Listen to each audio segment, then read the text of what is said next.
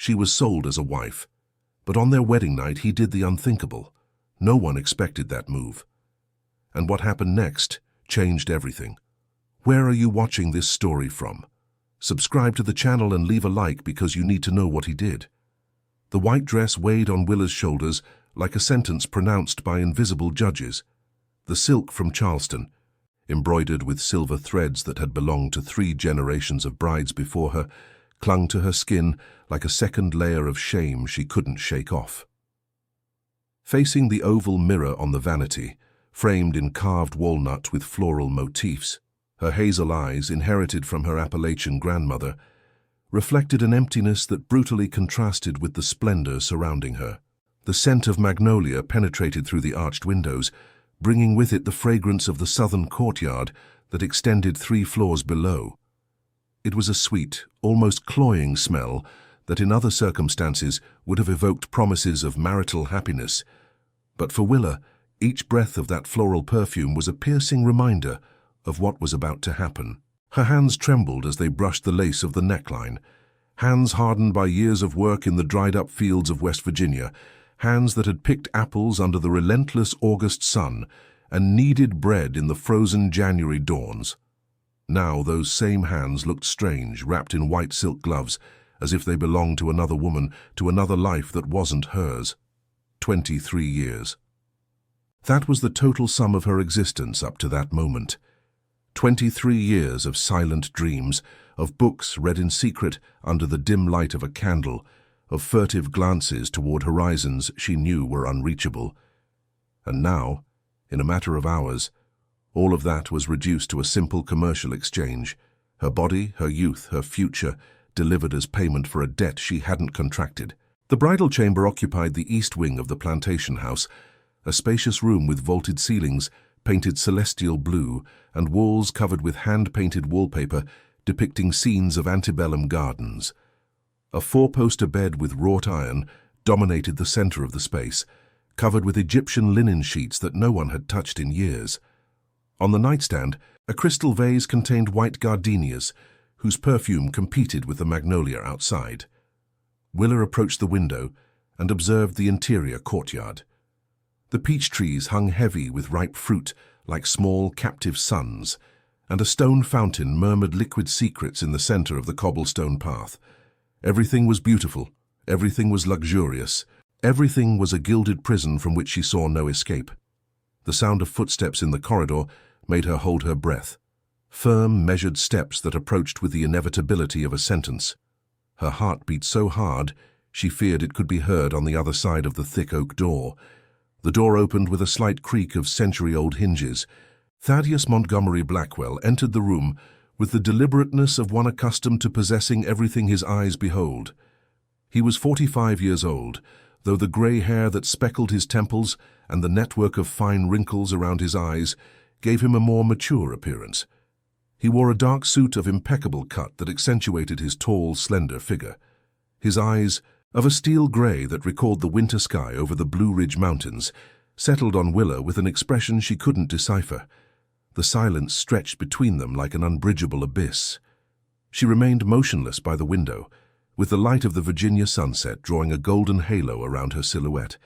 He stopped a few meters away, hands crossed behind his back, studying her with an intensity that made her feel more naked than she had ever been. When he finally spoke, his words froze the warm air of the room. "You're free to leave tonight if you wish." Willa blinked, convinced she had heard wrong. The words made no sense, didn't fit into any of the scenarios her terrified mind had imagined during the weeks leading up to this moment. "Pardon," her voice came out as a broken whisper.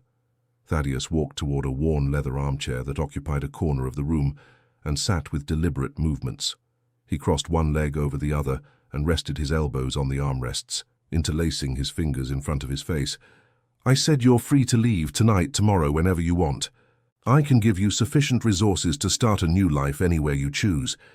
New York, Boston, even abroad if you prefer." The white dress, which moments before had weighed like lead on her shoulders, suddenly seemed to float around her like a cloud of disbelief. Willa took a step toward him, searching his face for any sign of mockery or deception. "I don't understand," she said, and her voice trembled as she spoke those words. "My father. The agreement. The money has already been paid." "It has," Thaddeus nodded, and something resembling shame crossed fleetingly across his features. "And that money won't be reclaimed regardless of your decision. Your family can keep it. They won't have to return it." She felt her legs weaken and had to lean on the window frame to keep from falling. "Why?" she asked, and in that simple word condensed years of unanswered questions, silenced injustices, dreams crushed under the weight of tradition. Thaddeus kept silent for what seemed an eternity. Outside, the bells of the nearby parish began to toll the evening hour, and their bronze sound, mixed with the murmur of the fountain and the song of mockingbirds seeking refuge among the branches of the peach trees. "Because this agreement was made by intermediaries without my full knowledge of the circumstances," he finally explained, and his voice had the weight of one confessing a long-held sin. "When I discovered the truth, I wanted to undo it immediately. But by then the money had already been delivered. The papers signed by your family, I thought the best thing was to give you the option that should have existed from the beginning." Willa observed him with a mixture of distrust and astonishment. For weeks she had mentally prepared herself for the worst: a cruel man, a marriage of submission, a life of servitude disguised as respectability. But this unexpected offer destabilized all the defenses she had carefully constructed. "And if I choose to stay?" she asked, not quite knowing why. Thaddeus straightened slightly in the armchair, and for the first time she detected something resembling vulnerability in his grey eyes. "If you choose to stay, it won't be as my property. It will be as a person who has the opportunity to know me and to allow me to know you. Without obligations, without predetermined expectations. Like two strangers who share a roof while they decide if they want or can build something together." The magnolia continued to perfume the air with its deceptive sweetness. The twilight light had tinged with orange tones that bathed the room in an almost unreal glow. And Willa, the young woman from West Virginia who had been sold as a wife to a millionaire, found herself for the first time in her life facing a truly free choice. The weight of the white dress remained the same, but something inside her began to transform, as if the seeds of an unknown flower were beginning to germinate in barren ground. "I'll stay," she said, surprising herself, "at least for now, at least until I understand what all this means." Thaddeus nodded slowly, and on his lips formed something that wasn't exactly a smile, but wasn't his usual expression of impenetrable reserve either. "Then, welcome to your new life, Willa, whatever that means for both of us." The first 7 days passed like pages of a book, written in a language Willa didn't fully understand. She had settled into a room in the north wing of the plantation house, separated from the master bedroom by a long corridor of heart pine flooring and whitewashed walls. Thaddeus had insisted she choose the space she would occupy, and she had selected that room for its wide window overlooking the tobacco fields, because the view of the plants reminded her of her homeland. During that first week, she barely left her refuge. Meals were brought to her by Magnolia, a middle-aged woman with rosy cheeks and calloused hands who had served in the house for more than 20 years.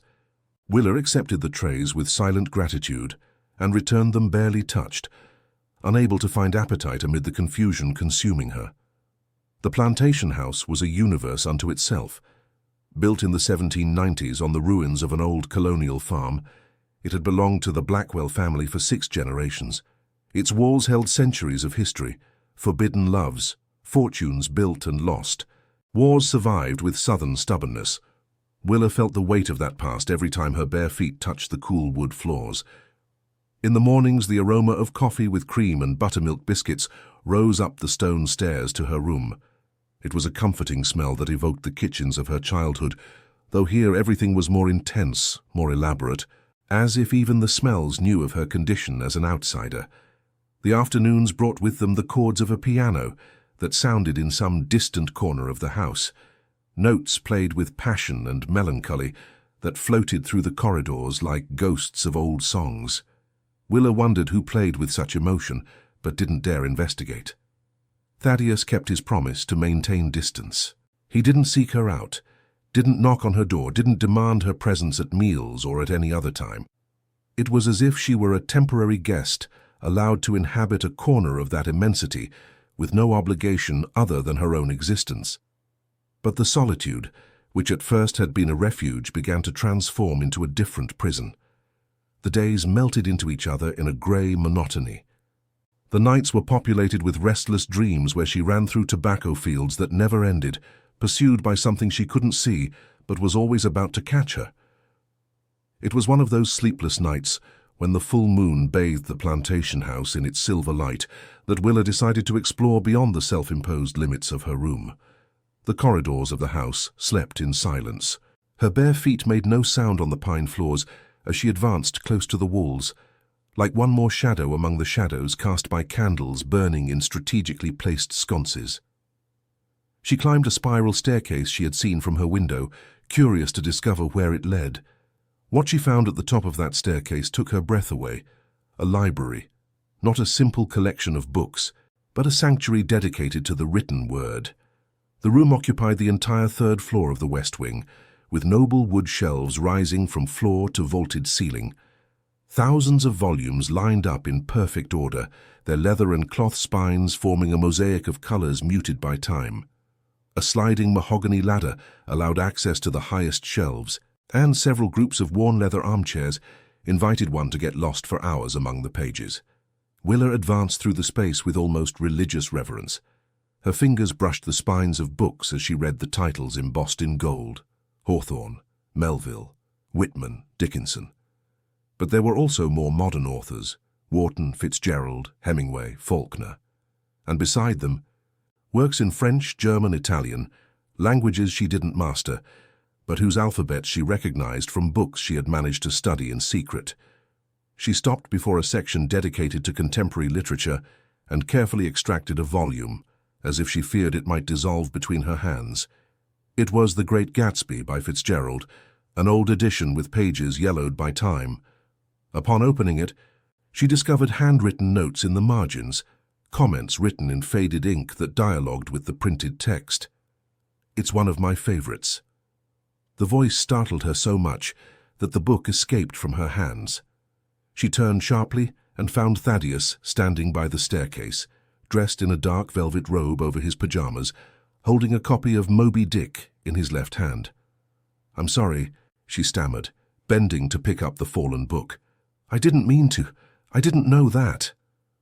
"You don't have to apologize," he interrupted, and his voice sounded different at midnight, softer, devoid of the formality that had characterized their only previous encounter. "This library is here to be used. It would be a waste for these books to age without being read." Willa straightened up, clutching Fitzgerald's volume against her chest as if it were a shield. She observed him cautiously as he approached one of the armchairs and sat with the familiarity of one who has spent countless nights in that same place. "Did you write the notes in the margins?" she dared to ask. "Some. Others are from my father, and others from my grandfather before him. It's a family tradition, to dialogue with authors, to leave a record of our reflections so future generations can continue the conversation." She looked at the book in her hands with new eyes. Suddenly, those marginal annotations had become voices from the past, testimonies of minds that had struggled with the same questions now tormenting her. "Can you read?" Thaddeus asked, and there was no condescension in his tone, only genuine curiosity. "I taught myself," Willa responded, raising her chin with a pride she didn't know she possessed. "The preacher's wife in my village lent me books in secret. She said it was a sin to waste a hungry mind." Something gleamed in Thaddeus's grey eyes, perhaps admiration or perhaps recognition of a kindred spirit. "And what hunger does your mind have, Willa?" She kept silent for a moment, weighing the question. Outside, an owl hooted among the tobacco fields, and the night wind stirred the leaves of the peach trees in the courtyard. "Of everything," she finally confessed. "Of knowing, of understanding, of discovering what lies beyond the limits imposed on me since birth.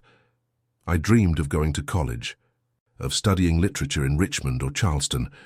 I dreamed of writing, of teaching, of proving that a country girl can think as high as any city gentleman."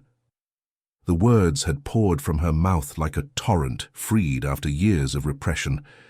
Immediately she felt shame for her outburst and lowered her eyes to the polished wood floor.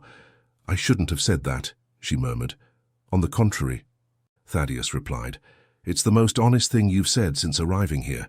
That night, the first real conversation between them extended for 4 hours. They spoke of books and dreams, of disparate childhoods, and the invisible chains they both dragged. He told her about his first wife, Constance, a literature professor from Savannah, who had illuminated his life for 5 years before leaving suddenly, leaving only a farewell letter and a void he still couldn't fill. Willa listened without judging, and for the first time understood that the man who had bought her was also, in his way, a prisoner of circumstances he hadn't chosen. When the first rays of dawn began to filter through the library windows, tinting pink the spines of the oldest books, both fell silent. The doves had begun to coo in the courtyard, and the aroma of freshly made coffee announced the awakening of the house. "Thank you," Willa said, rising from the armchair where she had spent the night. "Why?" "For treating me like a person. For listening to me." Thaddeus nodded slowly, and in his tired eyes she thought she saw something resembling hope. "Come back whenever you want," he said. "The library will always be open to you." Willa left with Fitzgerald's book still clutched against her chest. She didn't know what the future held, but for the first time since arriving at the plantation house, she felt that perhaps, just perhaps, this place could become something more than a gilded prison. The first month flowed like water through fingers, imperceptibly transforming Willa's emotional landscape.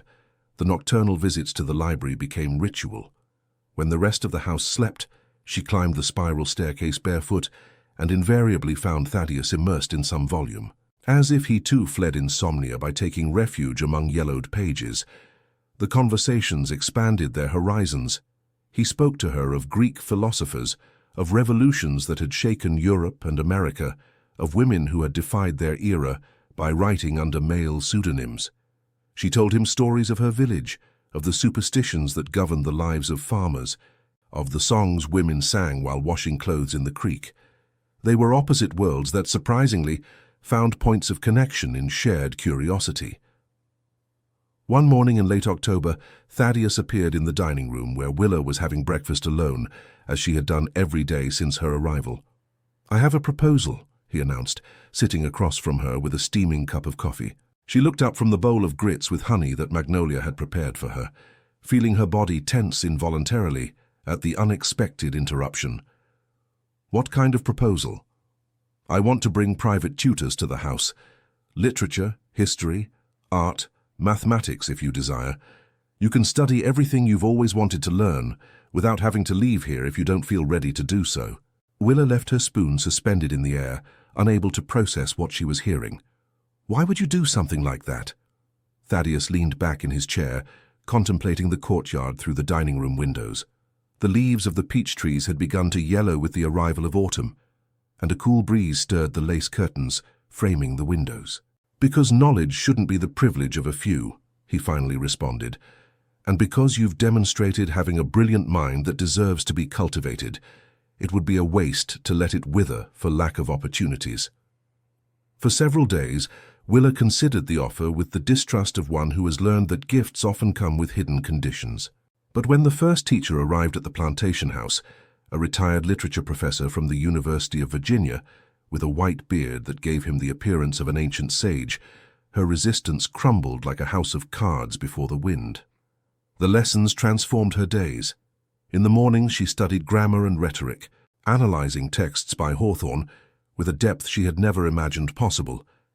In the afternoons, a history professor guided her through the centuries, from colonial settlements to the Civil War that had torn the nation barely 7 decades before.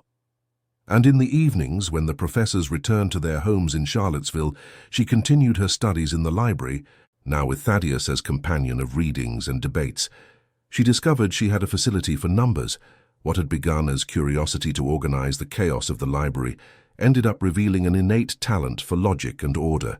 She created a cataloging system based on the Dewey Decimal Model, classifying each volume according to its content and assigning it a specific place on the shelves. Thaddeus observed her work with the half-smile she had learned to recognize as a sign of silent approval. One November afternoon, while the winter sun gilded the tobacco fields stretching to the horizon, Willa found herself with a book that would change everything. She was in a secluded section of the library, behind a velvet curtain she had assumed was purely decorative. Upon drawing it back, she found a small alcove with a mahogany desk, a chair upholstered in faded silk, and a bookshelf with barely a dozen volumes. But what captured her attention was a photograph album resting on the desk with embossed leather covers and the initials CB engraved in gold. She opened it with trembling fingers. The photographs showed a woman with delicate features and dark eyes that radiated intelligence. She appeared in various scenarios, in front of a black board in what seemed to be a university classroom, holding a book in the same courtyard Willa contemplated each morning, standing next to Thaddeus with an expression of serene happiness that contrasted with the loneliness she had perceived in him from the first moment. Constance, the wife who had left. "You found her." Thaddeus's voice startled her. She turned and saw him standing at the entrance to the alcove, his gaze fixed on the album she held. "I'm sorry," she stammered, closing the book hastily. "I shouldn't have snooped." "It's all right," he interrupted, entering the small space and sitting in the desk chair. "It's time you knew more." What he told during the following hour disarmed all the defenses Willa had built throughout her life. Constance had also been a purchased bride, a transaction similar to the one that had brought Willa to the plantation house, though with different nuances. Constance's family had been fallen landowners, rural aristocrats who had lost everything during the war and saw in their daughter's marriage to the Blackwell heir a way to recover lost dignity. "I was younger then," Thaddeus explained, and his voice carried the weight of years of regret, more arrogant, more blind to the injustices of the world around me. I accepted the arrangement because it was what was expected of me, without questioning the moral implications of turning a person into merchandise. "What happened?" Willa asked, though part of her feared the answer. "We fell in love, or at least I fell in love with her and she learned to love me in her way. But she never quite forgave me for the initial imprisonment. There was a crack in our relationship that no act of love managed to repair.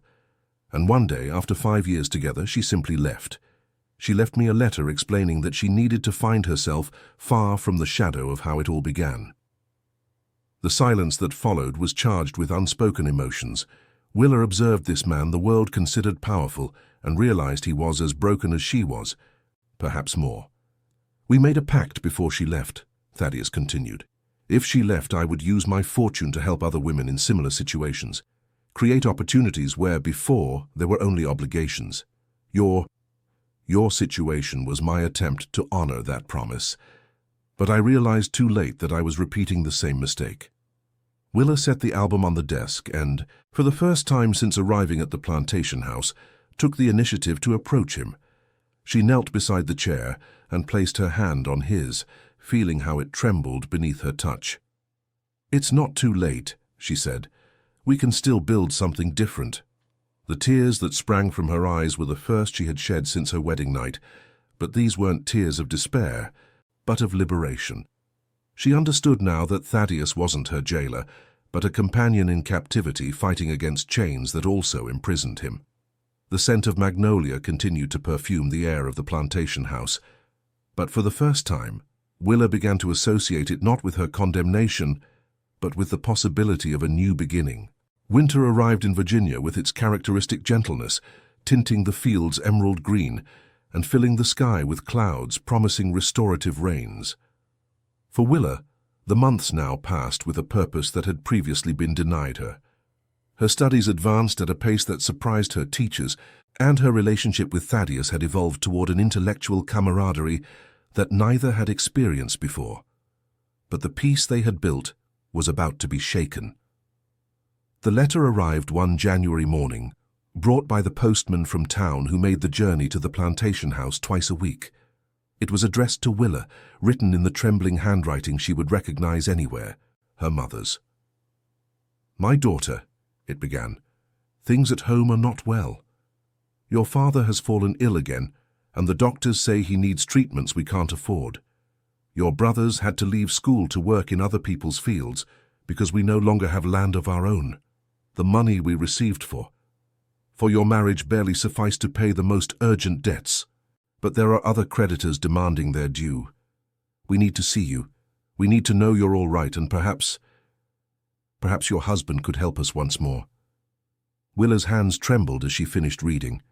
The paper fell onto her lap, and tears began to roll down her cheeks before she could hold them back.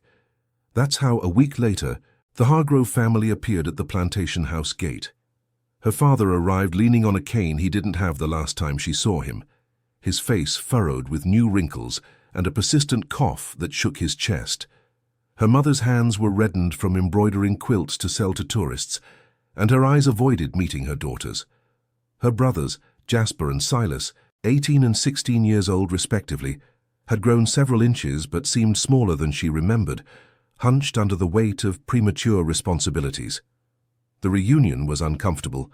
The embraces felt forced, the smiles didn't reach the eyes, and the words stumbled over each other in their haste to say what needed to be said without revealing too much. Thaddeus received them with impeccable courtesy, offering them lodging in the guest rooms and an abundant meal served in the main dining room. But Willa perceived the tension underlying beneath the surface of that hospitality, like an underground current threatening to drag them all. It was after dinner, when the men retired to the parlor to smoke and the women remained in the dining room, that the truth emerged like a snake from its hiding place. "Daughter," her mother began, nervously twisting the lace handkerchief she always carried with her, "we need to talk about the situation." Willa felt her stomach contract.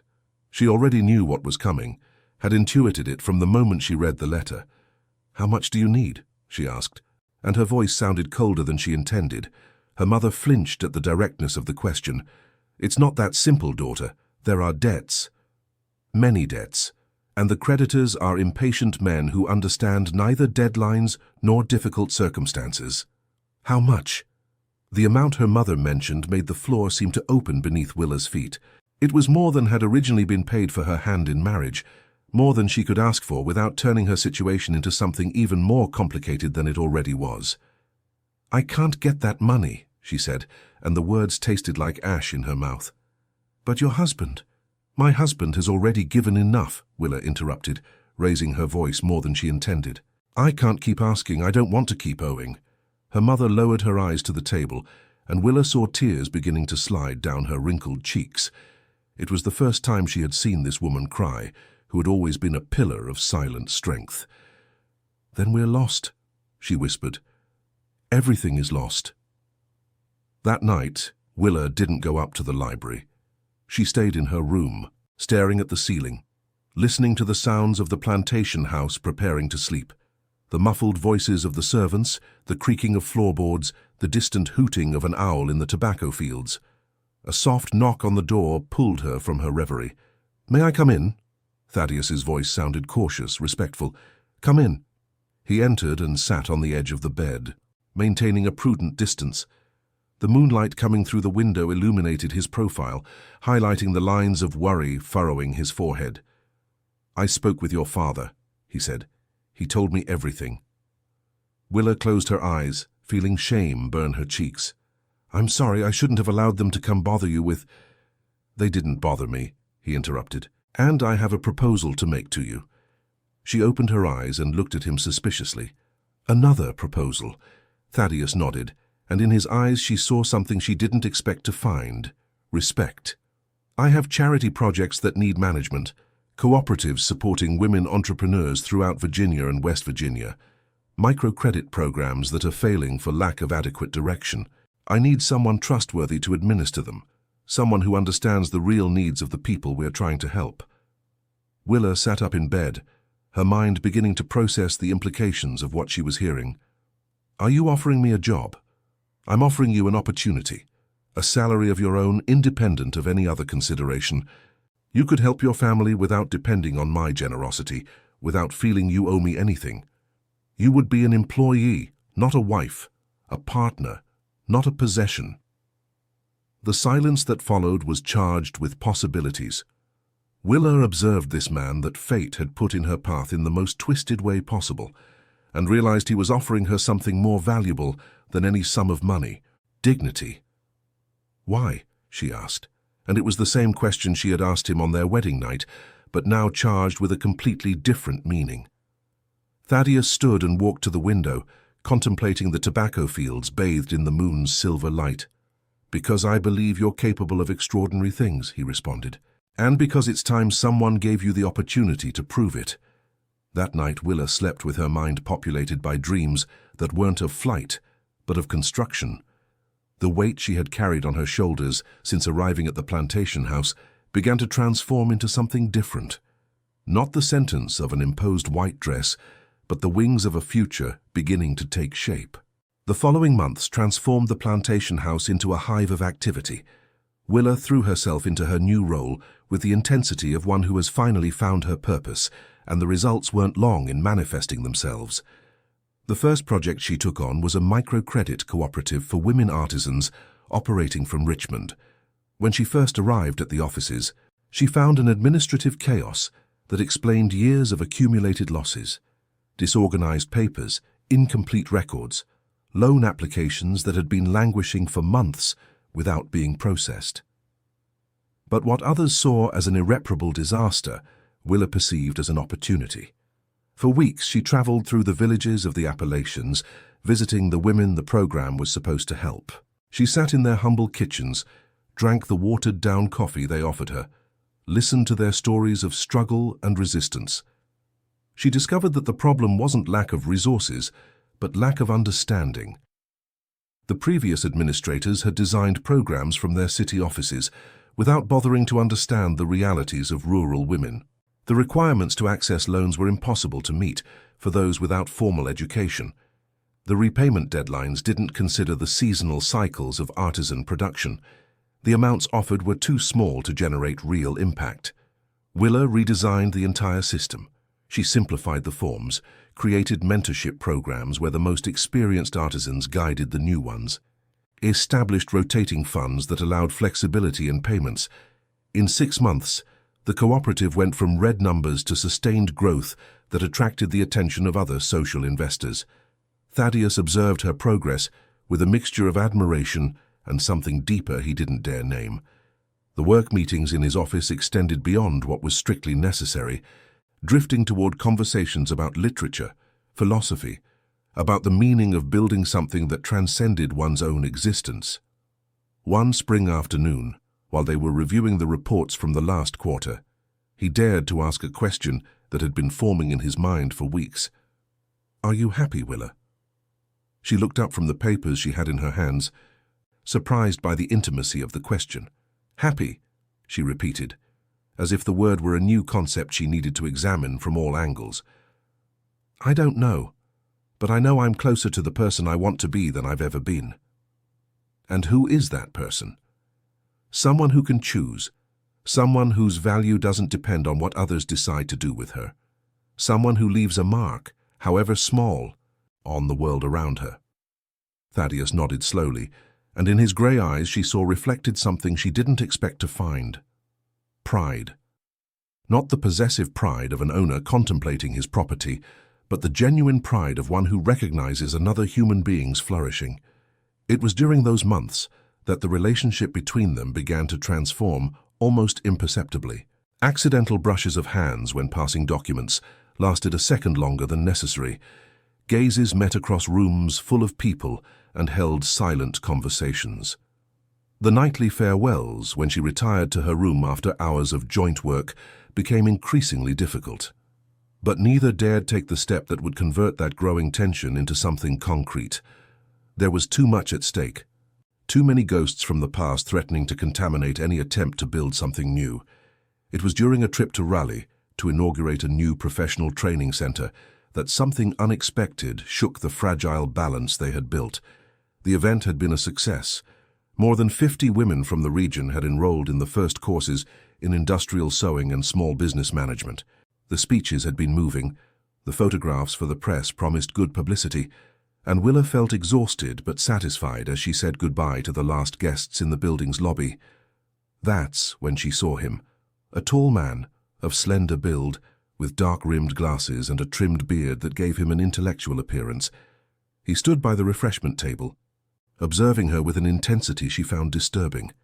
When their gazes met, he smiled and began walking toward her. "Willa?" he asked, and his voice had a familiar accent that awakened echoes of distant memories. "Willa Hargrove, from Bluefield?" "Do we know each other?" she responded, trying to place that face in her mental catalogue. The man extended his hand to greet her, and in doing so, the sleeve of his jacket pulled back enough to reveal a crescent-shaped birthmark on his wrist. Willa felt the ground move beneath her feet. "Declan?" she whispered. "Aunt Beatrice's son?" The man's smile widened into an expression of genuine joy. "Cousin, I can't believe it's you." The embrace that followed erased a decade of separation. Declan was the son of her mother's sister, a woman who had defied the entire family by running away with a law student and settling in Atlanta. The scandal had been such that mentioning her name was forbidden in the Hargrove house, and Willa had grown up believing that branch of the family had disappeared forever. But there was Declan, now a lawyer specializing in civil rights, working as legal advisor for Thaddeus's network of organizations. Fate, with its twisted sense of humor, had reunited them without either knowing. The following days were a whirlwind of shared memories and surprising revelations. Declan told her about his mother, who had passed away years before but had never stopped asking about the nieces and nephews she had to abandon. He spoke of his own journey, of how he had dedicated his career to defending those the system left unprotected, and he revealed something that would change everything. One afternoon, while they were having coffee on a terrace in Charleston, with the spring sun warming their shoulders, Declan lowered his voice and said, "There's something you should know about your marriage, cousin. I've been reviewing the legal documents of Thaddeus's organizations, and I found something irregular." Willa felt her heart accelerate. What kind of irregularity? Declan looked around to make sure no one was listening.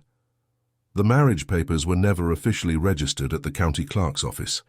There's a technical error, a missing signature. Legally. Legally. You're not married. You never were. The words fell on Willa like a bucket of ice water in midsummer. The coffee she held in her hands trembled, threatening to spill on the wrought-iron table. "What are you saying?" "I'm saying you're free, Willa. You always have been, and—" Declan hesitated as if he feared the impact of what he was about to reveal. "I think Thaddeus knew." The noise of the city seemed to vanish. The tumult of the square, the clinking of plates on nearby tables, the voices of tourists passing by. Everything melded into an indistinct buzz, while Willa processed the magnitude of that revelation. Thaddeus knew. He had known from the beginning that she was free, and had chosen not to tell her. The betrayal of a mission, she understood in that moment, could hurt more than any direct lie. The confrontation happened that same night, in the courtyard of the plantation house, where magnolia perfumed the air with its now bitter sweetness. The stars shone over the century-old stone arches, indifferent to the human drama unfolding beneath their eternal gaze. Willa found Thaddeus sitting by the fountain, contemplating the moon's reflection in the crystalline water. He wore the same velvet robe he used during their nocturnal encounters in the library, and his face showed traces of a fatigue that went beyond the physical. She didn't beat around the bush. "When were you planning to tell me?" He looked up, and in his grey eyes she read that he knew exactly what she was referring to. "Declan told you. Answer me. When were you going to tell me we were never legally married?" The silence that followed was as dense as the molasses produced on those lands. Thaddeus rose slowly, as if each movement cost him supreme effort, and walked toward her until stopping a meter away. "Never," he confessed, and his voice had the broken texture of one who surrenders after a prolonged battle, or at least, not until you were ready to hear it. Ready? Willa felt rage beginning to boil in her chest. "And who are you to decide when I'm ready to know the truth about my own life?" "No one," he replied. "I'm no one.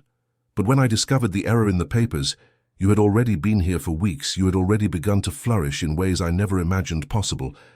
I feared that if I told you, you would leave before having the resources to sustain yourself and help your family. I feared that freedom without preparation would turn into another form of prison." "So you decided to protect me from myself." Bitterness tinged every word. "As if I were a child incapable of making my own decisions." "It's not that. Then what is it, Thaddeus?" "Because from where I see it, you kept me in ignorance to control the outcome. exactly like you did with Constance." His first wife's name floated between them like a summoned ghost. Thaddeus visibly paled, and for a moment it seemed his legs wouldn't support him. "It's not the same," he murmured. "Isn't it? Because it seems to me you repeat the same pattern over and over.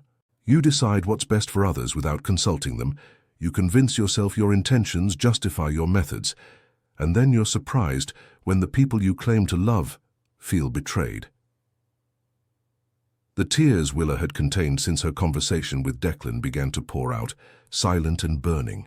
She cried for the young woman who had crossed the threshold of that house, believing herself the property of a stranger, for the months of uncertainty and gradual hope, for the trust she had built brick by brick only to discover the foundations were rotten.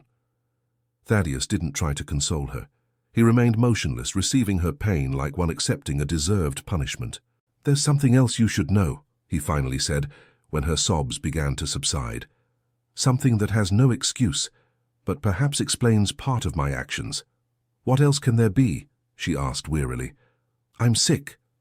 The word fell like a stone in still water, generating waves expanding in all directions. "Sick with what?" Thaddeus sat on the edge of the fountain, and for the first time Willa perceived how much he had aged in the months they had known each other. The wrinkles seemed deeper, the grey hair more extensive, the posture more hunched. "A degenerative condition affecting the nervous system," he explained, and his voice sounded strangely serene, as if he had had time to make peace with that reality. "The doctors at the University of Virginia Hospital say it's progressive. In the coming years I'll lose mobility, coordination, autonomy. Eventually I'll need help for the most basic tasks." Willa sank onto the stone bench bordering the courtyard, unable to process more information. "Why didn't you tell me before? When would have been the right time? The wedding night when you barely knew me? During your first weeks here, when you looked at me as if I were a monster? Or later when you began to see me as something resembling a friend?" "I don't know," she admitted. "But I had the right to know. I had the right to make informed decisions about my future." "I know," he nodded, "and for that, in addition to the omission about the marriage, I ask your forgiveness." "I don't deserve your forgiveness, but I ask for it anyway." The silence that followed was different from the previous one. It wasn't the tense silence of confrontation, but something more complex. The silence of two people who have seen the worst in each other and must now decide if there's anything worth salvaging from the rubble. "I need time," Willa finally said, rising from the bench. "I need to think, to process all this. I don't know how much time, but I need you to give it to me." "Whatever you need," Thaddeus replied. "I'll be here when you're ready. Or I won't be, if you decide that's better." She left without looking back, climbing the stairs to her room with steps that echoed in the nocturnal silence. The scent of magnolia pursued her until she closed the door and let herself fall onto the bed, where tears continued to fall until exhaustion plunged her into a restless sleep. The following 3 days, Willa didn't leave her room except for basic necessities. Magnolia left food trays outside her door, which she barely touched before returning them. The entire plantation house seemed to hold its breath, awaiting her verdict. But in the solitude of those 4 walls, something began to transform. The initial rage gradually gave way to deeper reflection. She mentally reviewed each moment shared with Thaddeus since her arrival. The wedding night when he offered her freedom, the conversations in the library, the lessons he had financed, the work opportunities he had created. Each action, each word, each gesture acquired new nuances in light of recent revelations. Had it all been manipulation? Or had it been the clumsy attempt of a damaged man to redeem past mistakes? On the second day, she picked up the telephone and called her mother. The conversation was long and difficult, full of charged silences and questions neither knew how to formulate. "Mama," she finally said, "did you ever regret giving me up?" The pause on the other end of the line lasted an eternity.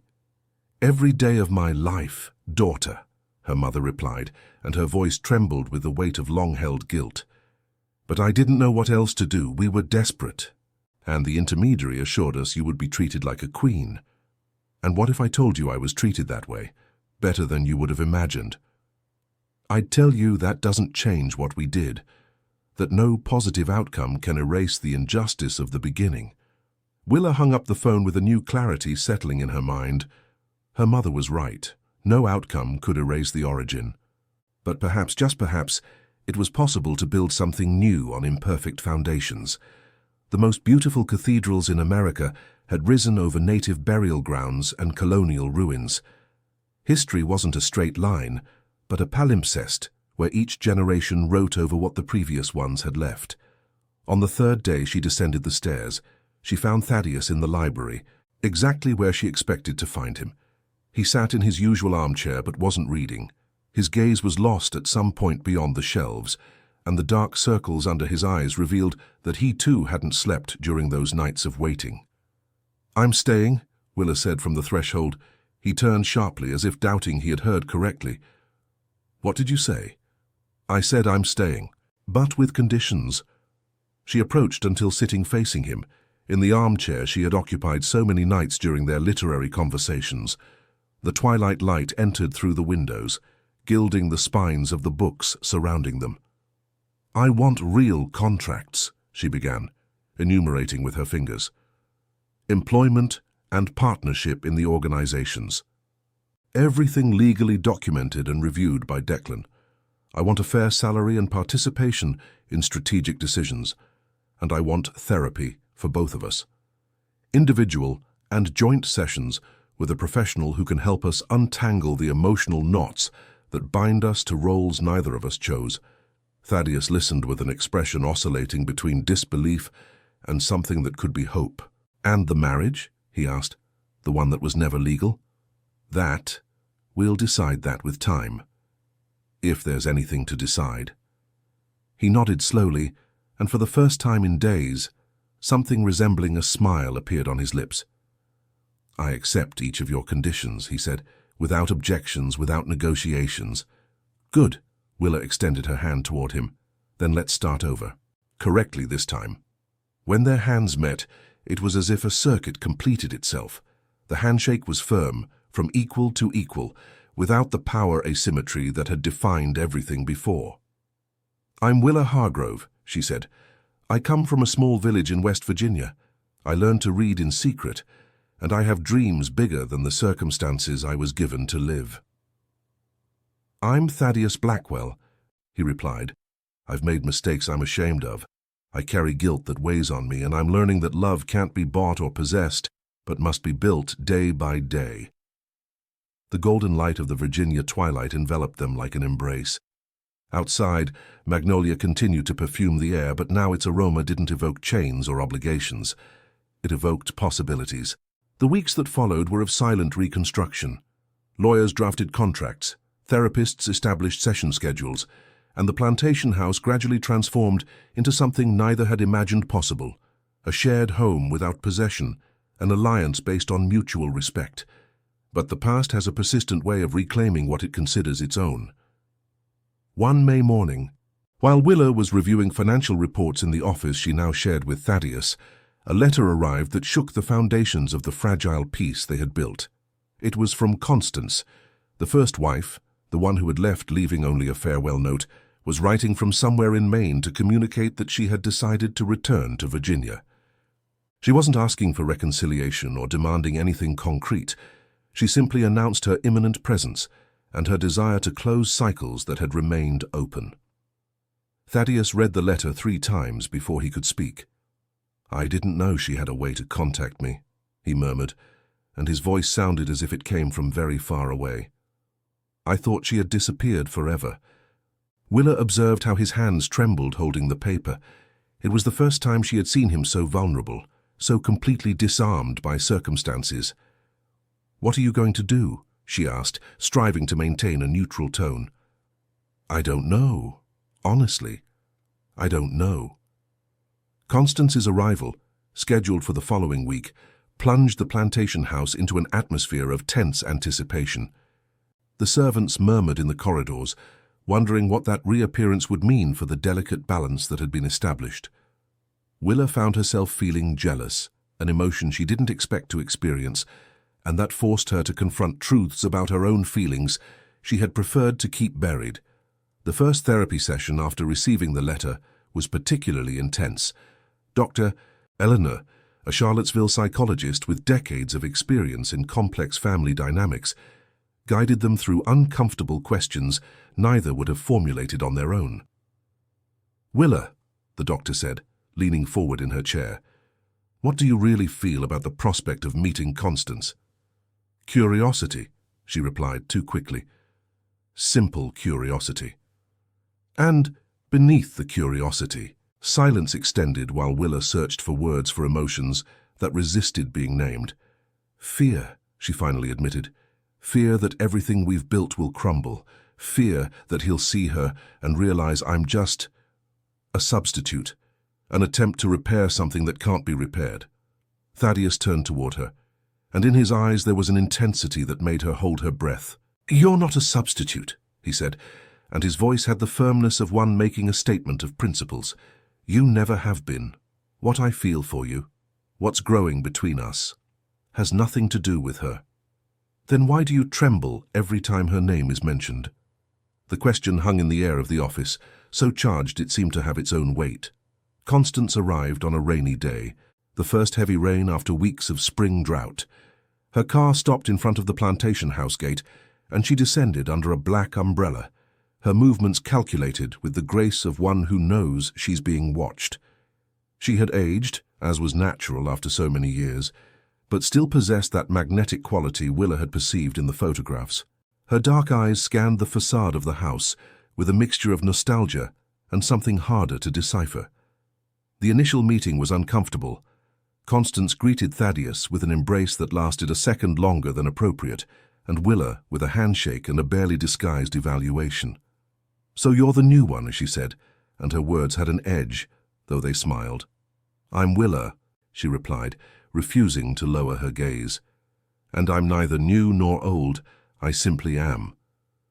Something gleamed in Constance's eyes, perhaps respect, perhaps recognition of a kindred spirit. "Well answered," she conceded. "I see she has character." The days that followed were a delicate dance of territories and boundaries.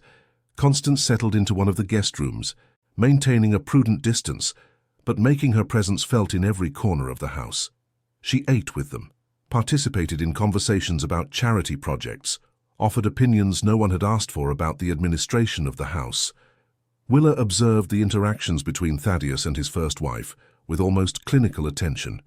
She looked for signs of residual affection, unresolved tension, any indication that would confirm her worst fears. But what she found was something more complex. Two people who had shared an important history but had evolved in divergent directions. It was during a dinner, several days after Constance's arrival, that the real reason for her return finally emerged. "I need you to sign these papers," she said, extracting an envelope from her purse and placing it in front of Thaddeus.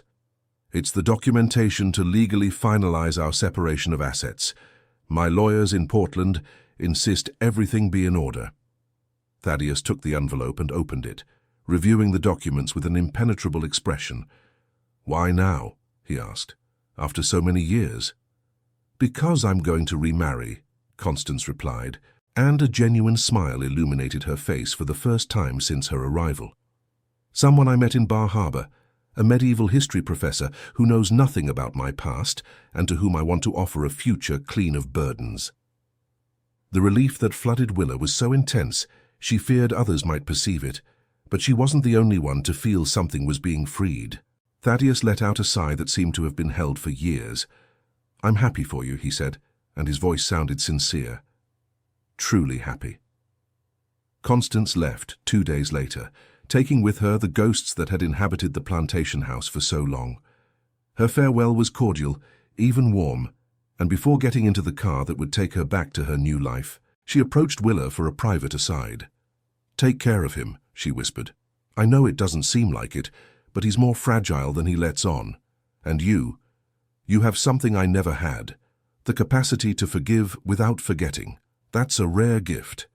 Willa nodded, unable to find adequate words. "One more thing," Constance added. "Don't make the mistake I made. Don't let resentment over how things began prevent you from enjoying how they can be.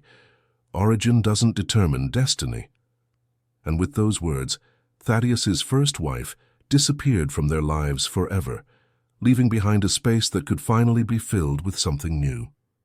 Summer arrived with its relentless heat, transforming Virginia's fields into a golden sea of tobacco and thirsty orchards. For Willa, those months brought a new sense of belonging that filled her with cautious joy. The charity projects prospered under her direction. The microcredit cooperative had expanded its operations to 3 new states, and the training center in Raleigh had become a model to replicate in other regions. Her name began to resonate in circles where she never would have imagined being mentioned. Conferences on social entrepreneurship, meetings with government officials, newspaper articles describing her as the new voice of rural development. But professional success came accompanied by a burden that became increasingly difficult to ignore. Thaddeus's illness was progressing, as the doctors had warned. The tremors that before were barely perceptible had become more pronounced. There were days when he had trouble holding a coffee cup without spilling it, and others when his balance suffered to the point of needing support to climb stairs. He tried to hide it, of course. He minimized the symptoms, attributed the difficulties to fatigue or age. But Willa saw the truth reflected in his eyes every time he thought no one was watching. The fear of loss of autonomy, the terror of a future where his body would become a prison more restrictive than any forced marriage. One August night, the crisis arrived without warning.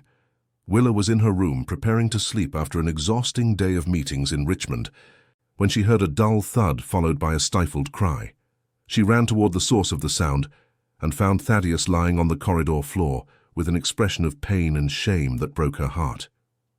"It's nothing," he murmured as she helped him up. "I just tripped on the rug." But the rug was perfectly placed, and both knew the lie was as useless as it was transparent.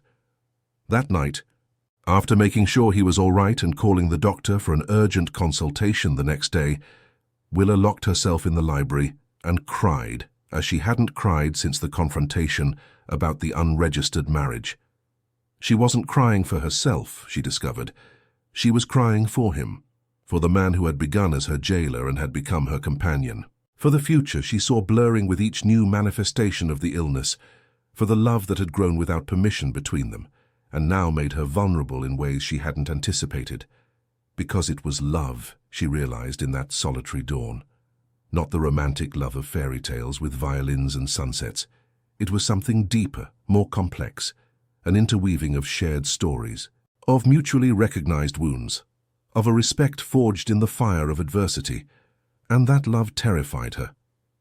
The following days were the darkest Willa had experienced since arriving at the plantation house. She dedicated herself to her work with an almost obsessive intensity, seeking in activity an escape from the emotional whirlwind consuming her.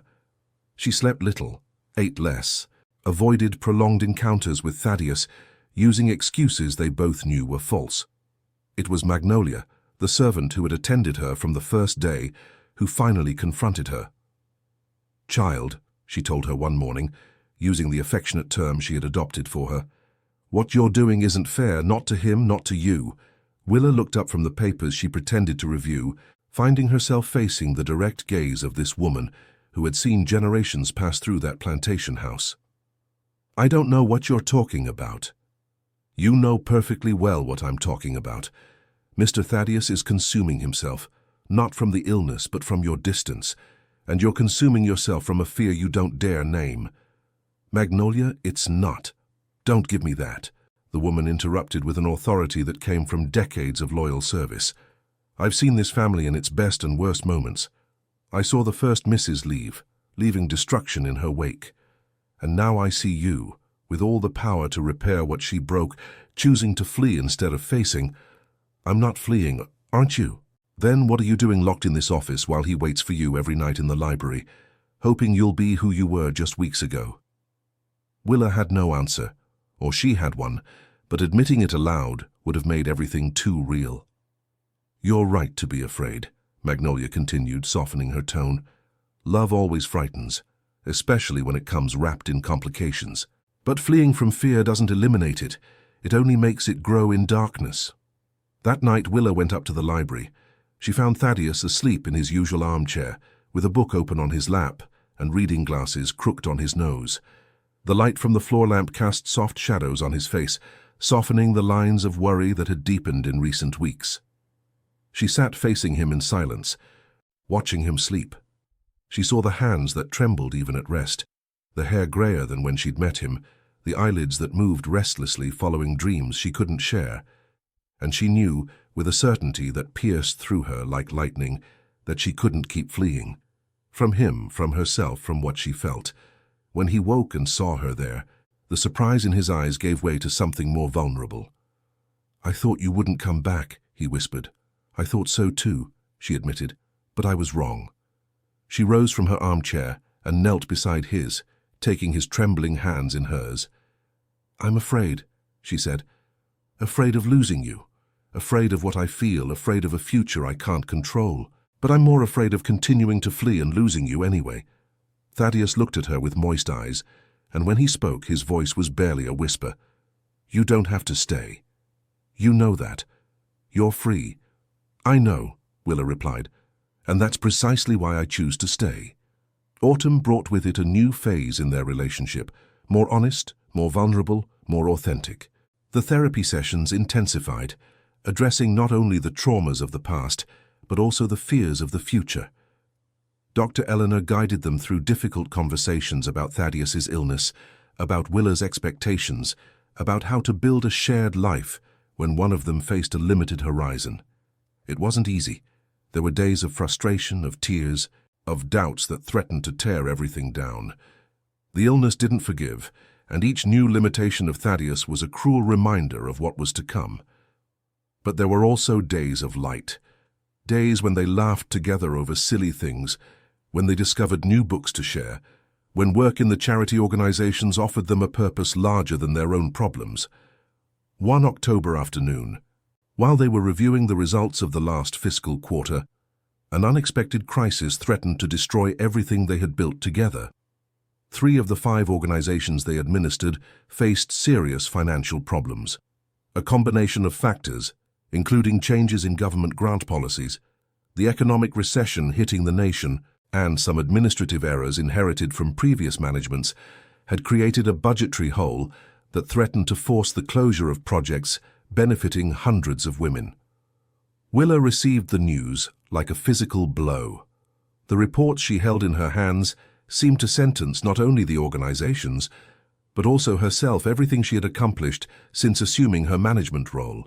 "It's my fault," she murmured, sinking into her office chair. "I should have seen it coming. I should have been more careful." Thaddeus, who had witnessed the meeting where the problems were revealed, approached her with the slowness that now characterized his movements. "It's not your fault," he said. "These are circumstances beyond any individual control. But if I had paid more attention to the signs, the same signs that the nation's brightest economists didn't see either. Willa, you're extraordinary, but you're not omniscient. No one is." She looked at him with eyes reddened by contained tears. "And now what do we do? If we close those programs, hundreds of women will lose their jobs, their loans, their opportunities. Everything we've worked to build." "We're not closing anything," Thaddeus replied with a firmness that surprised her. "We're going to find a solution, together." The weeks that followed were a whirlwind of meetings, negotiations, and desperate creativity. Willa contacted social investors in Atlanta and Nashville, presenting sustainability plans that combined the practical experience she had acquired in the field with realistic financial projections. Thaddeus opened his contact agenda, putting on the table relationships he had cultivated for decades.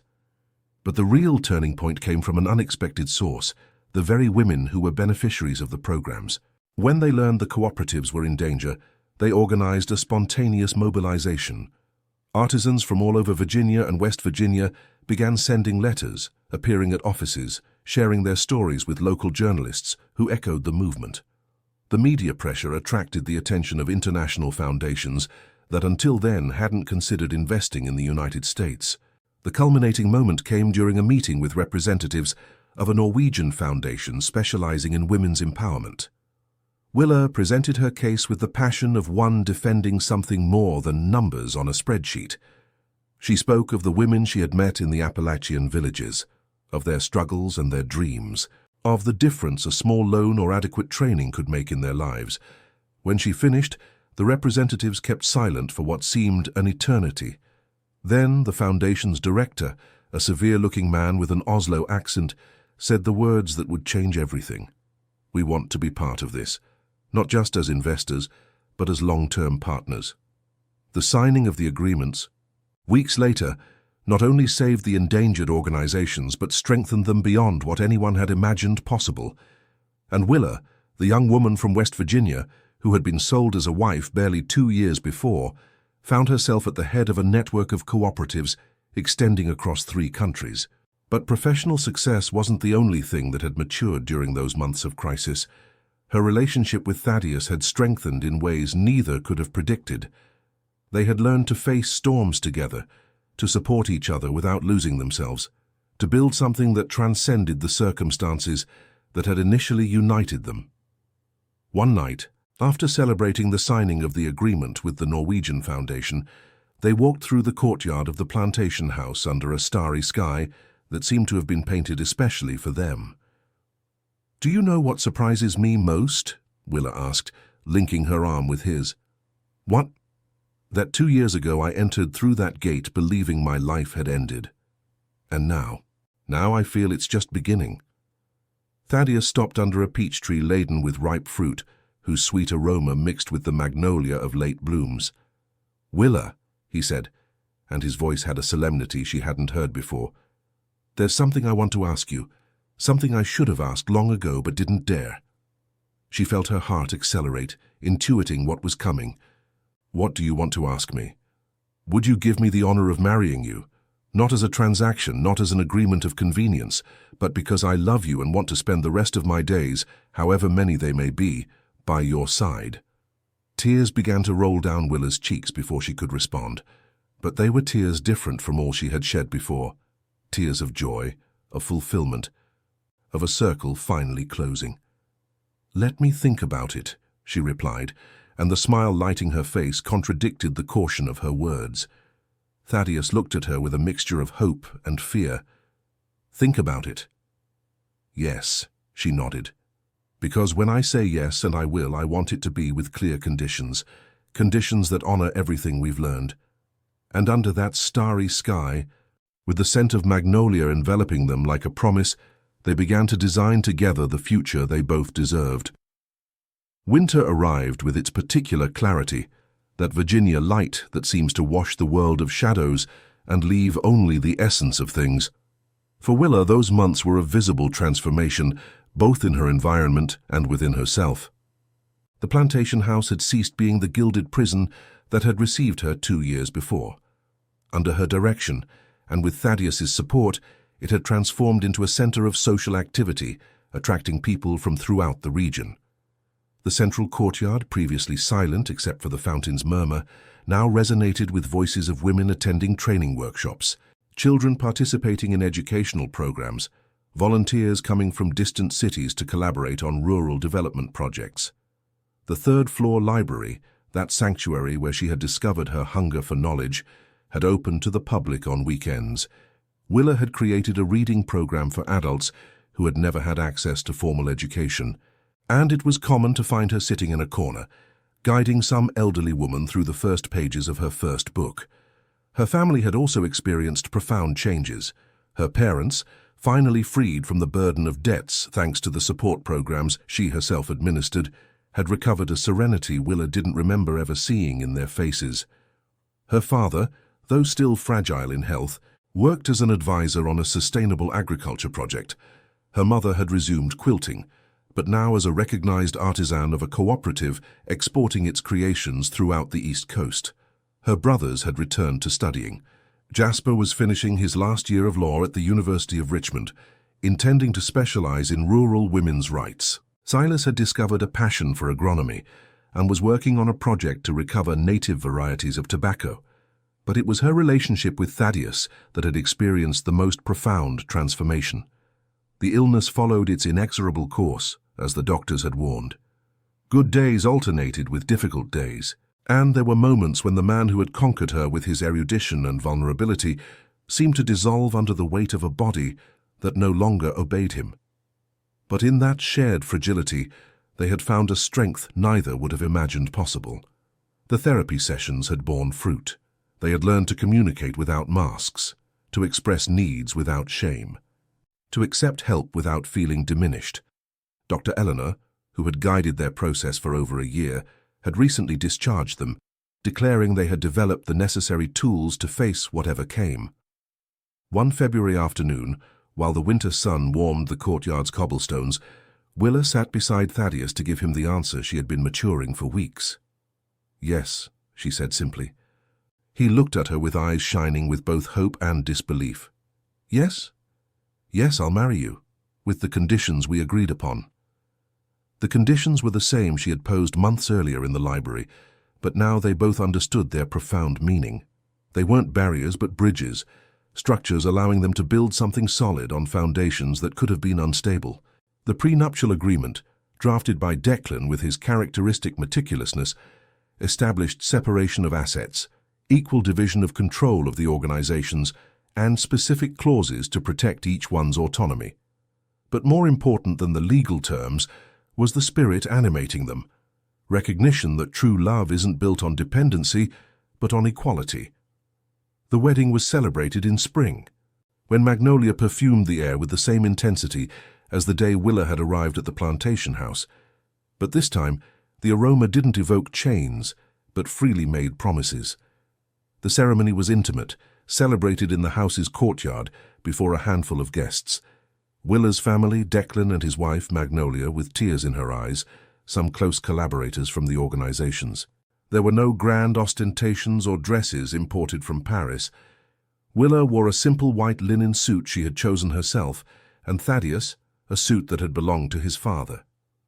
When the justice of the peace pronounced the words legally uniting them, Willa felt something complete within her. It wasn't the culmination of a fairy tale because their story had never been a fairy tale. It was something more real, more imperfect, more valuable. The conscious choice of two people who had seen the worst in each other and had decided to build something better. The months that followed brought new challenges and new joys.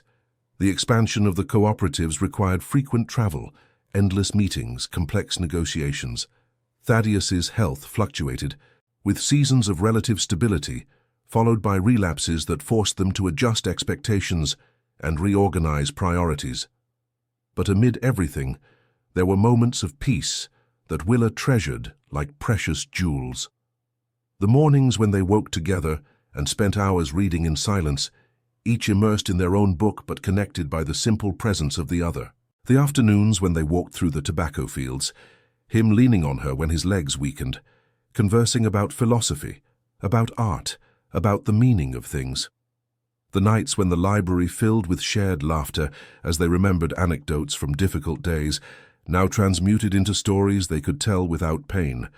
One summer night, while the Virginia heat forced them to seek refuge in the courtyard's coolness, Thaddeus asked her a question that took her by surprise. "Do you regret anything?" Willa considered the question with the seriousness it deserved. "I regret taking so long to accept that I deserved to be happy," she finally responded. "I regret the days I wasted fleeing when I could have been living. But I don't regret anything that brought us here. Not even the beginning, how it all started." She shook her head. "The beginning was terrible. But the beginning isn't the complete story. And if I had to relive every moment of pain to arrive exactly at this point, beside you, under these stars, I would do it without hesitation." Thaddeus took her hand in his, which trembled slightly but with less intensity than months before. "I love you," he said, and they were words he didn't need to repeat, but she never tired of hearing. "And I love you," she replied, "more than I ever believed possible to love anyone." That year's autumn brought with it a test that would examine everything they had built. It began with a letter. Like so many important things in their lives, this one came from Washington, from the Department of Health and Human Services, informing that the cooperatives they directed had been selected for a nationwide pilot program. If they accepted, their methods would be replicated in all states, benefiting thousands of women who until then had been left out of any support network. It was an extraordinary opportunity, but it came with extraordinary conditions. The implementation process would require a year of intensive work, constant travel to the capital, endless meetings with bureaucrats and politicians.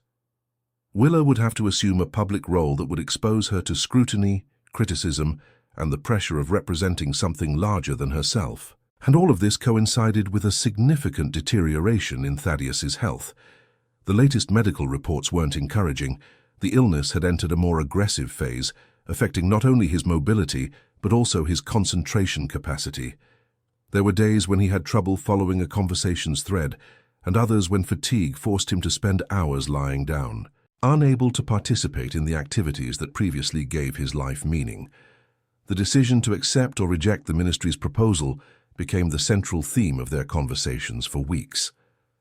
"You have to do it," Thaddeus insisted. "It's everything we've worked to build. You can't let it pass because of me." "It wouldn't be because of you," Willa responded. "It would be because of us. Because of what we promised when we got married, to be together in good times and bad. Being together doesn't mean renouncing your dreams. If you love me, prove it by pursuing everything you can be, not by sacrificing it on the altar of my illness." The discussions intensified, reaching moments of tension reminiscent of their relationship's early days. But now they had tools they previously lacked. They knew how to listen to each other. They knew how to express needs without attacking. They knew how to withdraw to reflect before saying things they'd regret. It was Declan who proposed a solution neither had considered. "What if it weren't a choice between one thing and the other?" he asked during a family dinner. "What if we found a way for Willa to fulfill the program without abandoning Thaddeus?" The idea he developed in the following weeks was ambitious but viable.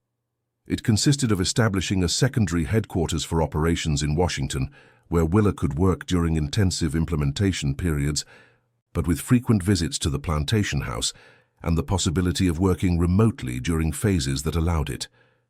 Additionally, they would hire a team of professional caregivers to accompany Thaddeus during his wife's absences and install a communication system allowing them to stay connected daily. It wasn't a perfect solution.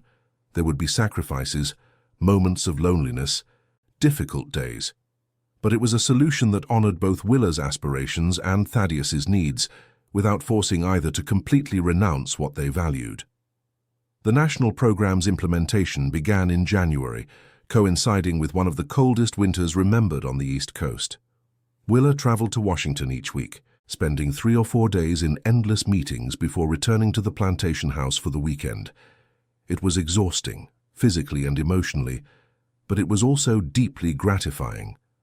The program worked. The methods she had developed in the Virginia cooperatives adapted surprisingly well to other regions, and the first evaluations showed promising results. The participating women reported significant improvements in their income, autonomy, and quality of life. But the price she paid for that success was evident in the dark circles marking her face, in the pounds she lost from eating poorly and sleeping little, in the tension that sometimes exploded in telephone discussions with Thaddeus when fatigue exceeded her capacity for patience. It was during one of those trips to Washington when she received the call she dreaded. Magnolia, on the other end of the line, spoke with a trembling voice Willa had never heard from her. "You need to come, child. Mr. Thaddeus has had a serious fall. The doctors say it's not life-threatening, but he needs you here." Willa took the first train back to Virginia, spending the journey hours with her gaze lost in the winter landscape scrolling past the window. Her mind was a whirlwind of fears and recriminations. Had she made the right decision? Had she sacrificed what was important for what was urgent? Had she failed the person she loved most by pursuing ambitions that now seemed empty? When she arrived at the plantation house, she found Thaddeus lying in his bed, with an immobilized arm and an expression of shame that completely disarmed her. "I'm sorry," he whispered upon seeing her enter. "I didn't want to worry you. I told Magnolia not to call you, but—" "Hush," she replied, sitting beside him and taking his free hand in hers. "You don't have to apologize for needing me." The tears that sprang from both their eyes were the first they had shed together in months, mingling in a river of emotions needing no words to be expressed. "I love you," Thaddeus said, "and I love you enough to want you to continue with your work, even if that means being far sometimes. But I also need you, more than my pride wants to admit. And I love you, Willa replied. And I love you enough to find the balance that works for both of us. Not perfectly, but as best we can. That night, lying in the darkness of the bedroom they had shared so many nights, they talked for hours about necessary adjustments, realistic expectations, about how love manifests not in grand romantic gestures, but in small daily decisions honoring both the other and oneself. When dawn began filtering its rosy light through the windows, they had reached a new understanding. The national program would continue, but with modifications allowing Willa to spend more time at the plantation house. The team she had formed in Washington would assume greater responsibilities, and she would delegate tasks she had previously insisted on doing personally. It wasn't renunciation. It was maturity. Understanding that true leadership consists of preparing others so they can continue without you, not making yourself indispensable. Spring arrived with its explosion of colors and aromas, transforming Virginia's fields into a living tapestry that seemed to celebrate something yet to happen. It was the second anniversary of their wedding, and Willa had planned an intimate celebration at the plantation house, inviting only the closest. But fate had other plans. A week before the anniversary, news arrived that would change everything. The national program Willa had implemented had been selected as a model to be replicated by the United Nations. A delegation from New York would visit Virginia to study its methodology, and she was expected to present the project before the UN Commission on the status of women in a few weeks. It was the maximum recognition of her work, the culmination of years of effort, sacrifice, learning. But it came at the worst possible moment. Thaddeus's health had deteriorated again. The doctors spoke of a new phase of the illness, more severe than previous ones. He needed constant attention, and there were days when he could barely get out of bed. Willa found herself at a crossroads that seemed to have no satisfactory solution. Rejecting the UN invitation would mean wasting an irreplaceable opportunity to expand her work's impact.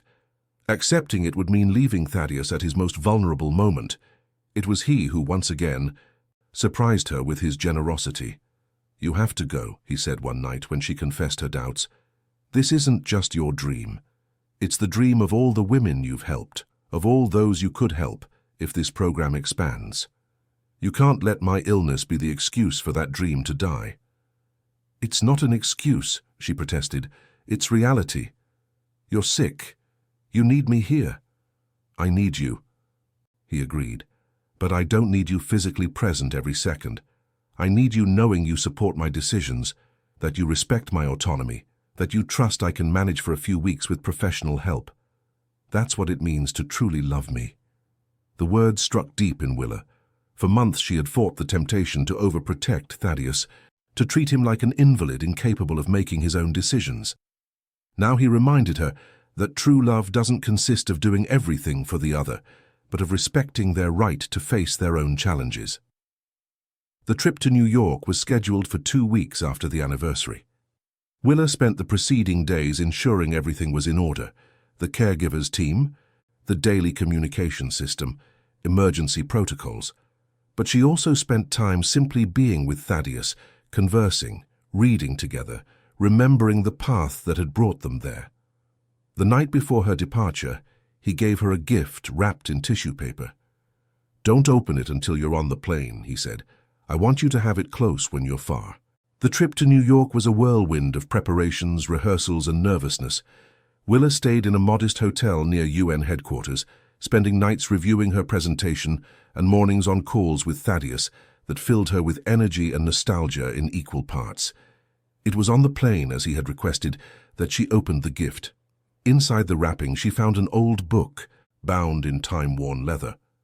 It was a first edition of The Great Gatsby by Fitzgerald, the same book she had held that first night in the library when she was still a stranger in a house she didn't feel was hers.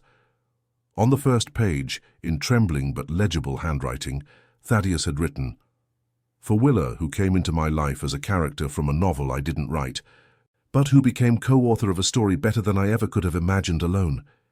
May these pages remind you where you come from while you build toward where you're going. With all my love, Thaddeus." Tears blurred her vision as she read and reread those words. She thought of all the path traveled. The terrified young woman who had crossed the plantation house threshold, dressed as a bride against her will, the student hungry for knowledge who devoured books in secret, the manager who had transformed failing organizations into success models, the woman who had learned to love and be loved without losing her essence. The presentation before the UN Commission was a resounding success. The commissioners listened fascinated, while Willer explained the cooperative's methodology, showed impact data, shared testimonies of women whose lives had been transformed. The questions that followed were incisive but respectful, and Willer's responses demonstrated a command of the subject that impressed even the most skeptical. When she finished, the applause that resonated in the hall was the longest and most enthusiastic many remembered hearing in that venue. Representatives from various countries approached to congratulate her, to request more information, to explore collaboration possibilities. But amid all that recognition, Willer's only thought was to return home. The return flight seemed to last an eternity. Each passing minute was one more minute away from Thaddeus, one more minute of uncertainty about how he was, if the caregivers had handled any emergency well, if he had missed her as much as she missed him. When finally the car dropped her at the plantation house gate, the sun was setting over the tobacco fields, tinting the sky with orange and purple tones that seemed painted especially for her. She found him in the courtyard, sitting by the fountain, contemplating the day's last lights, with an expression of peace that made her hold her breath. "Hello, traveler," he said upon seeing her, and his smile illuminated a face showing traces of difficult weeks, but also something more.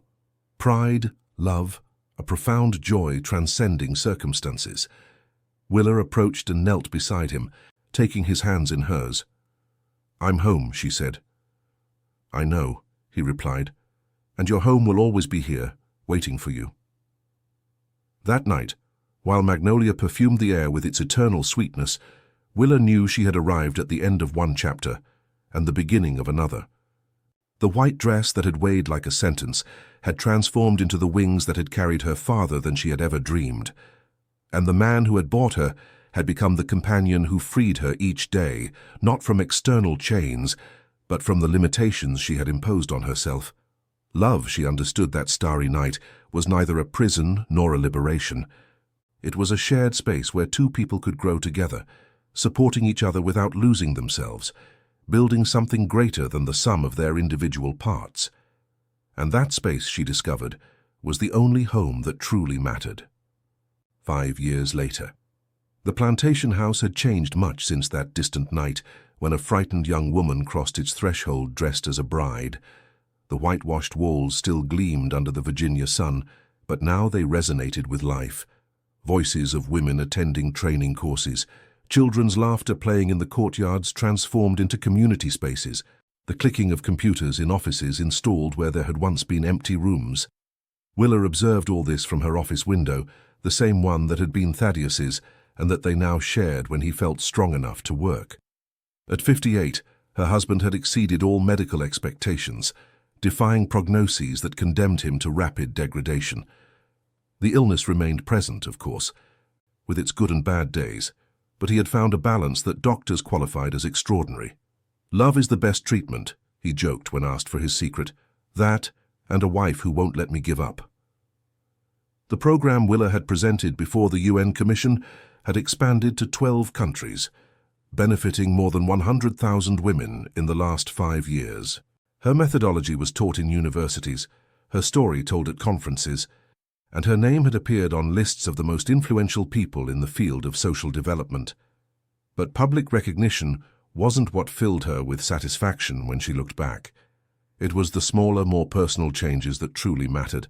Her mother, who had turned 70 last month, had published a book on traditional Appalachian quilting techniques that had become a reference for artisans throughout the region.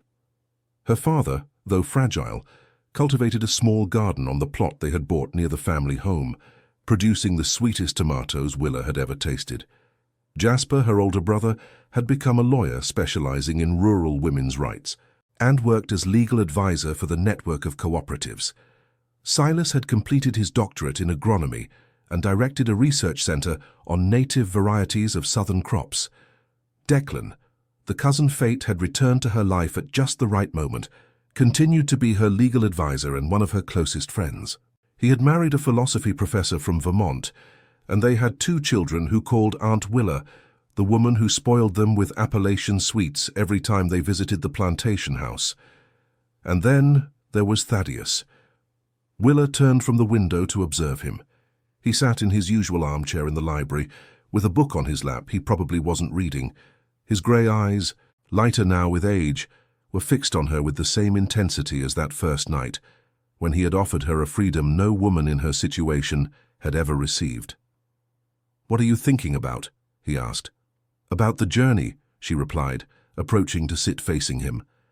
"About everything that's happened since I arrived here. It's been a long journey, and it's not over yet." Thaddeus smiled, and in that smile Willa saw the man he had been and the man he had become. Wiser, more humble, more capable of loving without possessing. "There's something I want to show you," he said, rising with the slowness characterizing his movements, but without asking for help. "Come with me." He guided her through the plantation house to the central courtyard, where the oldest peach tree on the property extended its branches laden with flowers. It was the same tree under which he had proposed to her years before, the same one that had witnessed their tears, their laughter, their moments of despair, and their victories. "Look," he said, pointing toward the roots. Willa approached and saw what he indicated. Beside the century-old trunk, a small sprout emerged from the earth, a new peach tree born from seeds of the ancient tree. "It germinated a few weeks ago," Thaddeus explained. "The gardeners wanted to transplant it, but I asked them to leave it. I like to think it's a sign." "A sign of what?" "That the things we plant take root, that what we build continues growing even when we're no longer here to see it. That love, when it's true, doesn't end with us." Willa felt tears rising to her eyes, but they were sweet tears of gratitude and fullness. "Do you know what I remember from that first night?" she said, taking her husband's hand. "I remember the scent of magnolia coming through the window. I remember thinking it was the saddest aroma in the world, because it reminded me of everything I was losing. And now? Now it's the aroma of everything I've gained, of the freedom you gave me, of the love we built, of the life we've lived together." Thaddeus drew her toward him, and they remained embraced under the ancient peach tree while the afternoon sun painted the plantation house golden. The scent of magnolia enveloped them as always, but it was no longer a sentence or an empty promise. It was the perfume of a home they had built together, brick by brick, decision by decision, day after day. "I love you," he said, and the words had the weight of 7 years of overcome trials, faced fears, shared growth. "And I love you," she replied, "more than I ever believed possible to love anyone." They remained that way as twilight transformed into night and night illuminated with stars.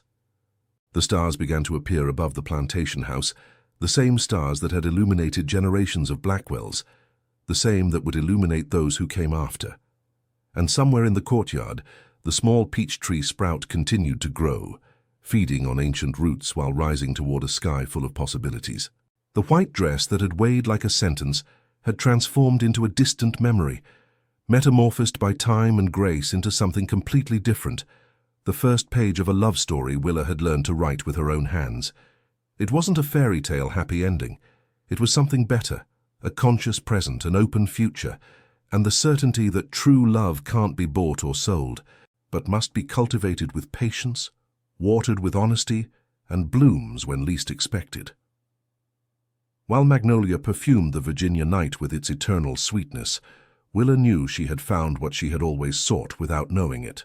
Not the freedom to be alone, but the freedom to choose with whom to share her life. And that choice, renewed each day for 7 years, was the most precious gift she had ever received. Origin doesn't determine destiny. What we do with the circumstances we're given defines who we truly are.